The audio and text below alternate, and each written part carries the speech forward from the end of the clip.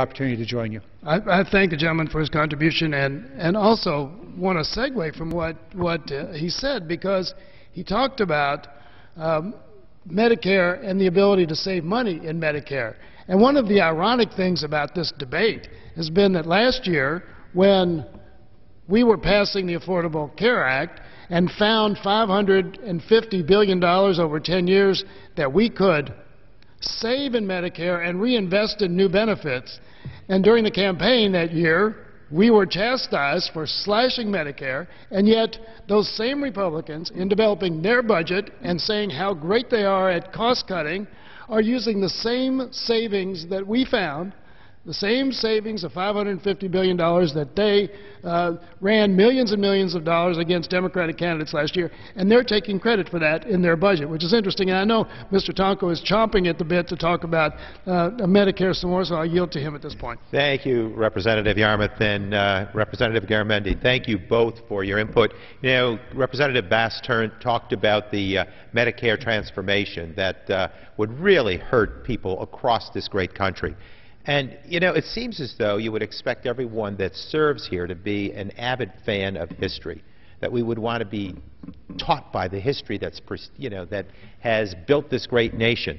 And we heard earlier from Representative Yarmuth about, you know, the repeats of the tax cuts that were recent history. We saw it during the second Bush presidency. We saw it during the Reagan era, where we did this trickle-down theory. If we reduce the burden at the top, it'll trickle down and everyone will have jobs galore. Well, you look at the history, and those two scenarios just did not work.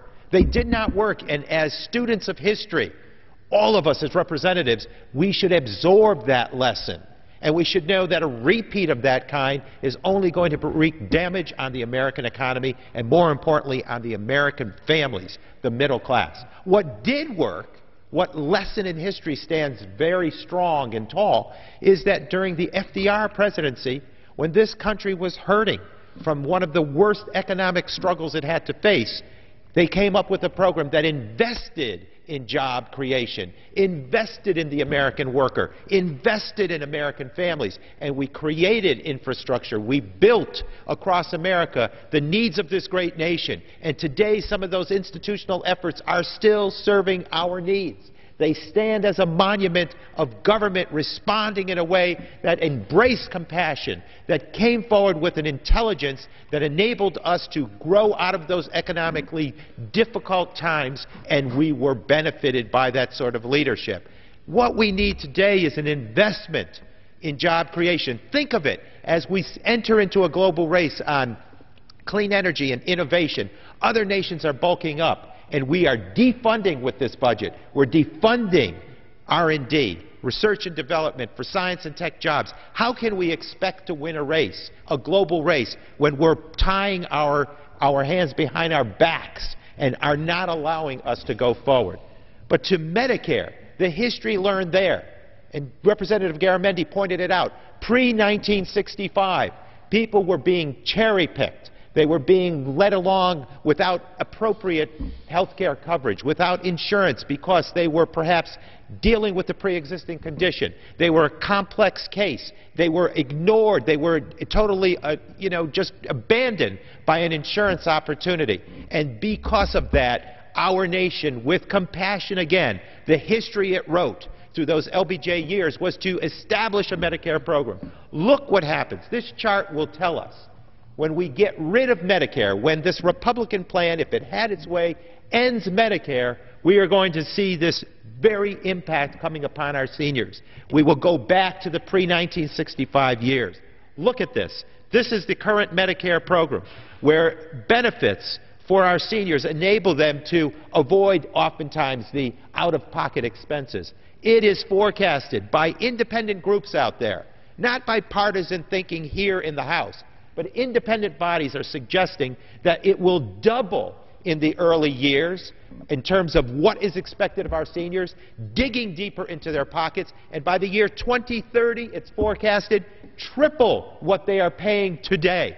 This is another way to provide savings for the sole purpose of investing those savings in millionaire, billionaire tax cuts, in oil company handouts, in corporation relief. This is the effort here. It is a reverse Robin Hood. It is going after the middle class, which is the strength of America. Give that middle class its purchasing power. Give our middle class seniors their Medicare program. Let them have dignity. Let there be a quality of life. Let there be the opportunity for work, for employment, and let the masses enjoy the benefits of those sorts of programs. That's what we're talking about here. History repeated. Bad history repeated. Good history ignored. And our seniors will suffer from this Medicare program. This end to the Medicare program will bring about suffering for them because of greed and because of the road to ruin that has been established by this so-called path to prosperity. Representative Yarmuth, I believe that we need to do better than this. We should not fail our seniors, our disabled, and as Representative Garamendi said, future generations of seniors, an onslaught of baby boomers that will be impacted by all of this activity. Thank you very much, Mr. Tonko.